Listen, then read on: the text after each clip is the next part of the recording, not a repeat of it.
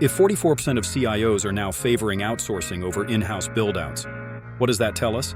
Leaders are done throwing money at tech that doesn't move the needle. They're demanding strategies that force focus. Jed Crossley, president of NetWise, says it best. The best IT strategies don't just align with business, they force the business to focus. And that's the turning point. Developing an IT strategy means stepping back and getting brutally clear about what your systems are actually doing. Start with a full inventory. Every asset, every shadow tool, every contract. Then look at your infrastructure. Is it designed for speed or control? Is your team built to support it? Or are you one admin away from downtime? Finally, follow the money. Real strategies don't just budget for launch. They account for evolution, support, risk, and momentum. And when change hits, they flex instead of freeze. Stop patching.